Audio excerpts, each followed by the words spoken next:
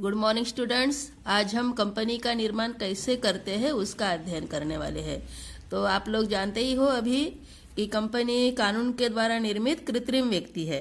कृत्रिम होने के कारण कंपनी का निर्माण स्वयं नहीं होता, परंतु एक लंबी प्रक्रिया पूर्ण करने के बाद और विभिन्न अवस्थाओं से गुजरने के बाद ही कंपनी का निर्माण होता है।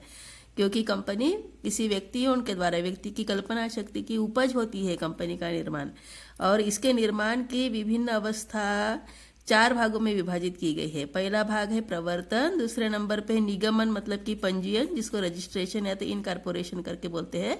तीसरे नंबर पे पूंजी का निर्माण, चौथे नंबर पे व्यवसाय का प्रारंभ। तो इस प्रकार के 4 प्रोसेस से, 4 अवस्थाओं से कंपनी का निर्माण होता है। और निजी कंपनियों के लिए तो सिर्फ 2 ही अवस्थाएं लगेगी। एक तो प्रवर्तन मतलब कि किसी व्यक्ति के मन में कंपनी के निर्माण की जो भी कल्पना है वह उपज होना, निर्माण होना, ये प्रवर्तन में आता है। और फिर वह उसका कंपनी का रजिस्ट्रेशन करते हैं, उसको निगमन या समामेलन भी कहते हैं। तो इन निजी कंपनियों के लिए सिर्फ 2 अवस्थाओं से गुजरना पड़ता है। परंतु जो भी सार्वजनिक कंपनियां रहती है, अंशों द्वारा सीमित जो कंपनियां रहती है, उनको 4 अवस्थाओं से गुजरने के पश्चात ही अपना व्यवसाय प्रारंभ करने का प्रमाण पत्र प्राप्त होता है। तो इस प्रकार से ये कंपनी के निर्माण की 4 अवस्थाएं हैं। अभी इन्हीं अवस्थाओं का हम अध्ययन करेंगे। वैसे प्रारंभिक अवस्था जो है, ये व्यवसाय क्या बोलते हैं, 3 अवस्थाओं में इसका पूंजी का निर्गमन के बारे में बताया गया है। एक है प्रवर्तन, दूसरा निगमन, तीसरा है व्यवसाय का प्रारंभ। तो इन 3 अवस्थाओं का भी यहाँ पे अध्ययन होने वाला है। तो आज सबसे पहले प्रवर्तन की अवस्था का विशेष अध्ययन इस वीडियो में होने वाला है। तो प्रवर्तन का आशय देखेंगे। प्रवर्तन, जिसको प्रमोशंस करके बोलते हैं, तो प्रवर्तन मतलब कि कंपनी के निर्माण की प्रथम सीढ़ी है। यह एक ऐसी अवस्था या स्थिति होती है जिसमें व्यक्ति या तो व्यक्ति के समूह के मस्तिष्क में विशिष्ट विचारों के बीज अंकुरित होते हैं। अर्थात कंपनी का निर्माण करना है, ये इस प्रकार की दृढ़ इच्छा शक्ति व्यक्ति के मन में या तो व्यक्तियों के समूह के मन में निर्माण होती है। और इन विचारों के माध्यम से व्यक्ति स्वयं के साधन, बुद्धि, प्रभाव, इनसे कंपनी के निर्माण की योजना बनाता है। और इसी कारण से प्रवर्तन में व्यावसायिक अवसरों की खोज करना और उससे लाभ प्राप्त करने के उद्देश्य से पूंजी, संपत्ति, प्रबंधक के योग्यता के किसी व्यावसायिक संस्था के रूप में संगठित करने की क्रिया को शामिल किया जाता है। तो अर्थात व्यावसायिक, कहाँ पे व्यवसाय शुरू हो सकता है, कौन से प्रकार का व्यवसाय शुरू हो सकता है, ये व्यावसायिक अवसरों की खोज करना, ये प्रवर्तन में आता है। और उससे हमें लाभ होगा कि नहीं होगा, समाज को लाभ होने वाला है कि नहीं होने वाला है, तो इसके बारे में विचार किया जाता है। और उसी उद्देश्य की पूर्ति के लिए पूंजी एकत्रित की जाती है, संपत्तियां एकत्रित की जाती है, प्रबंधक की योग्यता, कुशलता को भी निर्माण किया जाता है या तो खोजा जाता है, ढूंढा जाता है। और इसी के ही रूप में किसी एक व्यावसायिक संगठन का, व्यावसायिक संस्था का निर्माण किया जाता है। तो यही जो प्रक्रिया है, तो उसी को ही प्रवर्तन करके बोलते हैं। तो इस प्रकार से ये प्रवर्तन के बारे में छोटा सा आशय। फिर उसके बाद प्रवर्तन के बारे में हम अर्थ एवं परिभाषा पर जाते हैं। तो परिभाषा देख लो पहले, फिर उसके बाद उसी में ही आपको आशय भी पता चल जाएगा। तो परिभाषा में सबसे सेकंड नंबर की जो परिभाषा है उस पर ध्यान दोगे। लॉर्ड जस्टिस बावेन के अनुसार तो प्रवर्तन शब्द कानून का नहीं है बल्कि व्यापारिक है, जिसके द्वारा संसार के समस्त व्यावसायिक ज्ञान का समावेश होता है एवं एक कंपनी अस्तित्व में आती है। मतलब कि प्रवर्तन क्या है, इसे हम अधिनियम वाला शब्द नहीं मानेंगे बल्कि एक प्रकार का ये व्यापारिक शब्द है। क्योंकि इसी शब्द के द्वारा हम कंपनी का निर्माण करने वाले हैं। हमारे दिमाग के अंदर कंपनी के निर्माण की कल्पनाएं निर्माण हो रही है और उसी को ही आधार पर हम अपने व्यावसायिक ज्ञान से कंपनी का अस्तित्व निर्माण करेंगे। तो उसी को ही प्रवर्तन करके शब्द दिया गया है। साथ में न्यायाधीश कॉकबर्न की परिभाषा भी देख लो। इन्होंने बताया है कि प्रवर्तक निश्चित उद्देश्यों के आधार पर कंपनी का निर्माण करता है और अपने उद्देश्यों की प्राप्ति के लिए आवश्यक कार्यवाही करता है। प्रवर्तन मतलब कि क्रिया है और प्रवर्तन मतलब कि जो कल्पना शक्ति जिस व्यक्ति के मन में या जिन व्यक्तियों के समूह के मन में निर्माण हो गई है, वो उसी को हम प्रवर्तक करके कहते हैं। व्यक्तियों का नाम है प्रवर्तक। तो ये जो प्रवर्तक है निश्चित उद्देश्यों के आधार पर कंपनी का निर्माण करता है और अपने उद्देश्य की प्राप्ति के लिए आवश्यक कार्यवाही करता है।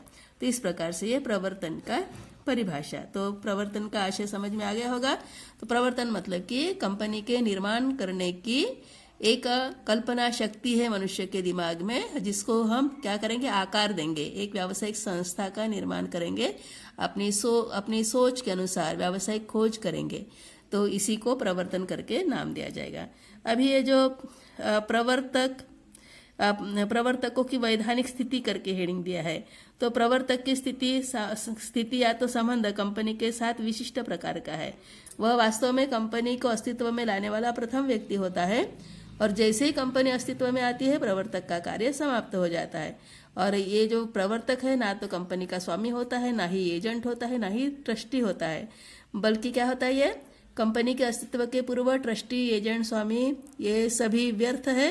प्रवर्तक का संबंध इन परिस्थितियों के कारण एक विश्वासरित व्यक्ति होता है।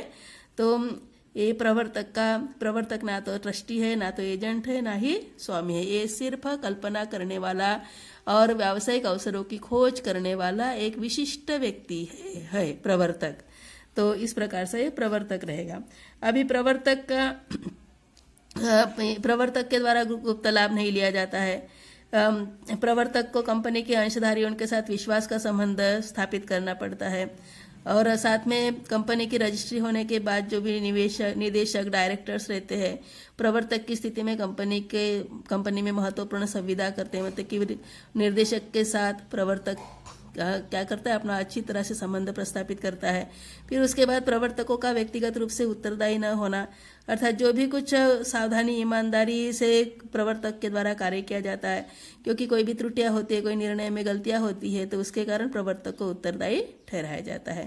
तो इस प्रकार से प्रवर्तक की वैधानिक स्थिति है। अभी प्रवर्तकों के अधिकार देखेंगे, तो कंपनी के निर्माण के पूर्व के पूर्ण कार्य कौन करता है, प्रवर्तक करता है। और इसी कारण से ही जो भी कुछ अधिकार है उसको, तो पहला अधिकार है प्रारंभिक व्यय पाने का अधिकार। कंपनी के निर्माण में जो भी कुछ प्रारंभिक व्यय उसको खर्च करने पड़ रहे हैं, तो उसको वह प्राप्त करेगा। तो ये पहला अधिकार रहेगा। सेकंड है पारिश्रमिक पाने का अधिकार, क्योंकि आप किसी को सेवा देते हो तो आपका अधिकार रहता है पारिश्रमिक उठाने का। तो उसी प्रकार से प्रवर्तक भी कमीशन, लाभ, एक मुश्त राशि आदि के रूप में अपना पारिश्रमिक पाने का अधिकारी बन जाता है। तीसरा नंबर पे है तृतीय पक्षकारों से राशि पाने का अधिकार। जब तक कंपनी अस्तित्व में नहीं आती, प्रवर्तक के द्वारा किए गए सभी व्यवहारों के लिए तृतीय पक्षकारों से राशि वसूलने का अधिकार प्रवर्तकों को है। साथ में चौथे नंबर का अधिकार है भुगतान की गई राशि पाने का अधिकार। जो भी वह पेमेंट करेगा किसी को, थर्ड पार्टी को, तो वह उसको वह प्राप्त करेगा। इस प्रकार के 4 अधिकार हैं। फिर प्रवर्तक के दायित्व देख लो। दायित्व टोटल 9 है। पहला तो है गुप्त लाभ प्रकट करना। प्रवर्तन प्रक्रिया के दौरान जो भी कुछ गुप्त लाभ होता है उसे वो क्या करेगा, प्रकट करेगा, मतलब कि बताएगा, कंपनी को अपना हिसाब देगा। साथ में सेकंड नंबर है संपत्ति के क्रय से होने वाली हानि के लिए भी उत्तरदायी है। किसी संपत्ति लापरवाही पूर्वक या तो नियम के विरुद्ध खरीदी गई है उसके द्वारा और हानि हो गई है, तो उसके लिए वह स्वयं जिम्मेदार है। तीसरा नंबर है प्रविवरण में त्रुटि के लिए दायित्व। आगे आप अगले चरण में देखोगे, कंपनी के निर्माण में जो आगे का चरण आएगा तो उसमें उसको प्रविवरण, पार्षद सीमा नियम, पार्षद अंतर नियम, ये सभी तैयार करना पड़ता है। तो उसमें अगर कोई त्रुटि हो जाती है तो उसमें भी प्रवर्तक को ही जिम्मेदार माना जाता है। चौथे नंबर पे है संविदा पूर्ण होने तक उत्तरदायित्व। प्रवर्तकों के द्वारा जो भी तृतीय पक्ष से जो भी संविदाएं की जाती है, जब तक वे पूर्ण नहीं होती उनके लिए प्रवर्तक को ही उत्तरदायी माना जाता है। संविदा मतलब कि कॉन्ट्रैक्ट जिसको हम बोलते हैं, जो भी कुछ विशिष्ट ठहराव रहेगा, विशिष्ट संविदा रहेगा, जब तक पूर्ण नहीं होता तब तक प्रवर्तकों को ही उत्तरदायी माना जाता है।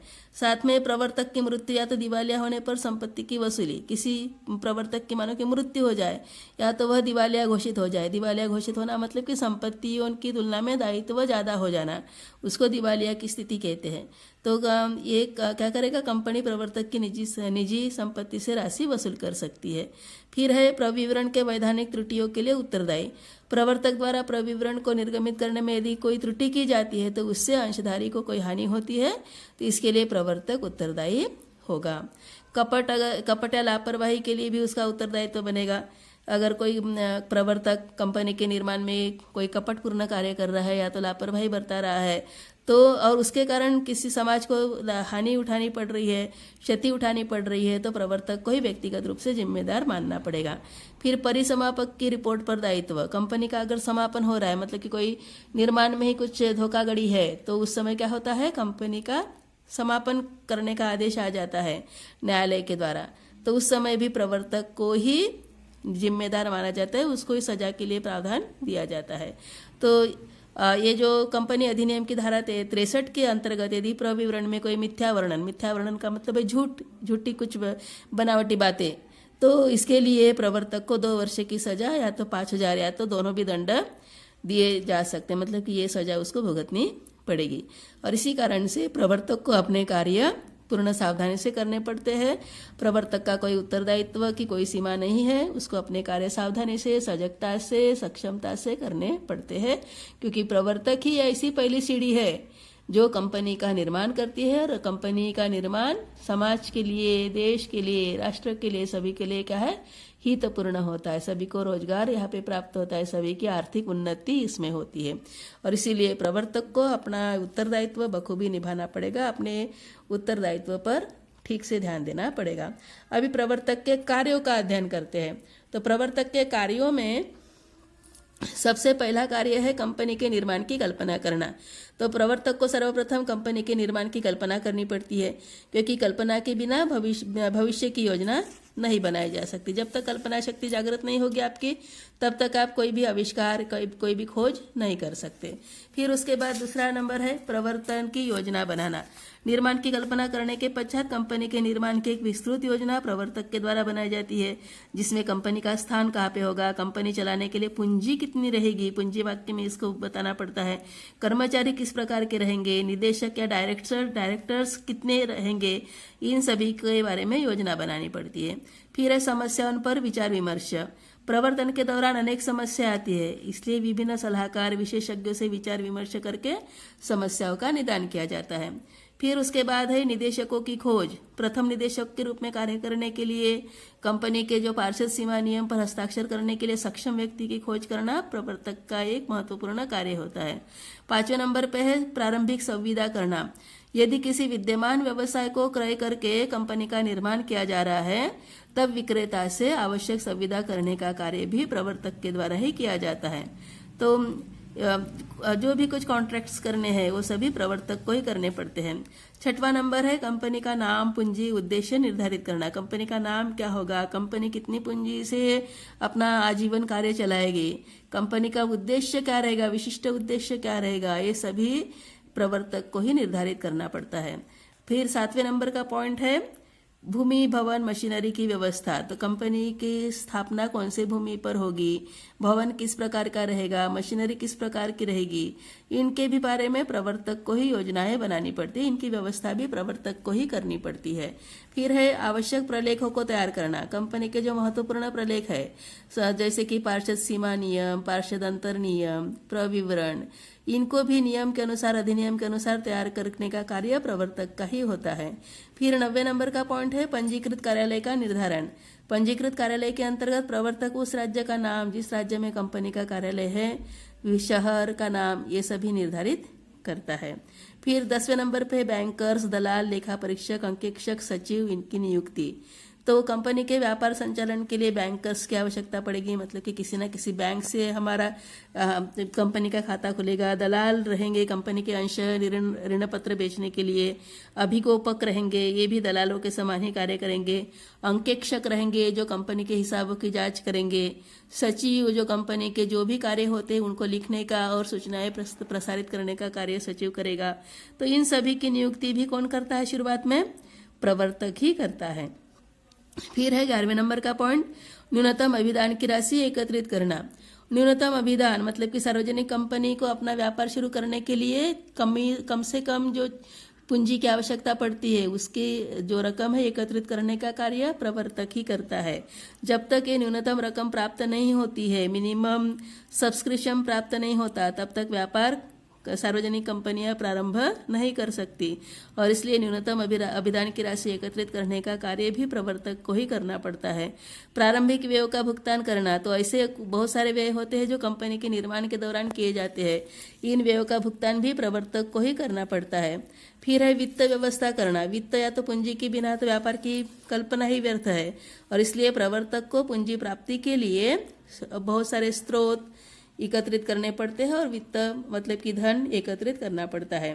फिर शेयर बाजार में सूचीयन भी करना पड़ता है। कंपनी के अंश एवं ऋण पत्रों के क्रय विक्रय के लिए रजिस्टर्ड शेयर बाजार में कंपनी के ऋण पत्रों का अंशों का पंजीयन करना प्रवर्तक का ही महत्वपूर्ण कार्य होता है। फिर है आवश्यक प्रपत्रों को तैयार करना। रजिस्ट्रार के पास फाइल किए जाने वाले आवश्यक प्रपत्र जो है पार्षद सीमा नियम, पार्षद अंतर नियम, प्रविवरण, इन सभी को तैयार करने की जिम्मेदारी भी प्रवर्तक के पास ही आती है। और फिर आगे है निगमन प्रमाण पत्र प्राप्त करना। तो ये सभी कार्यवाही कंप्लीट होने के बाद उसको रजिस्ट्रार के पास ये सभी जमा करना पड़ता है और रजिस्ट्रेशन करना पड़ता है। रजिस्ट्रेशन को ही निगमन प्रमाण पत्र बोलते हैं। तो ये कंपनी के नाम का रजिस्ट्रेशन होगा। फिर उसके बाद व्यापार प्रारंभ करने का प्रमाण पत्र प्राप्त करेगा।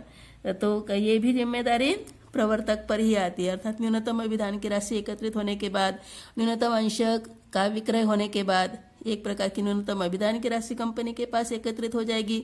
भूमि, भवन, संपत्तियां, मशीनरी सभी एकत्रित हो जाएगी। विशिष्ट व्यक्ति उनकी नियुक्ति भी प्रवर्तक करेगा और उसके बाद उसे व्यापार प्रारंभ करने का प्रमाण पत्र भी प्राप्त होगा। तो ये सभी जिम्मेदारियां प्रवर्तक की रहती है। तो इतने सारे कार्य प्रवर्तक के हैं और इसलिए प्रवर्तक का एक अपने कंपनी में ऊपर विशेष महत्व है। तो ये प्रवर्तक के द्वारा ही कंपनी का निर्माण होता है। प्रवर्तक एक विशिष्ट व्यक्ति है, महत्वपूर्ण योगदान वह कंपनी के निर्माण के लिए देता है। फिर उसके बाद प्रवर्तक का पारिश्रमिक पर ध्यान देते हैं। प्रवर्तक को उचित पारिश्रमिक मिलना न्याय संगत है।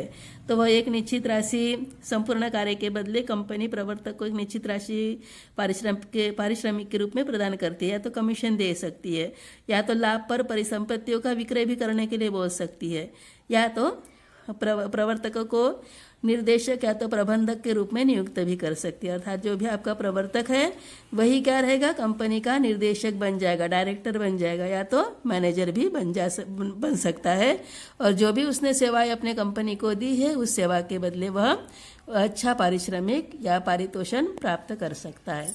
इस प्रकार के ये प्रवर्तक, इसका अध्ययन ठीक से करना, ये कंपनी के निर्माण की प्रथम अवस्था है। तो ये प्रथम अवस्था अगर समझ में आ जाती है तो आगे कंपनी का निर्माण और भी कैसे होता है इसका भी अध्ययन आपको ठीक ढंग से समझ में आ जाएगा।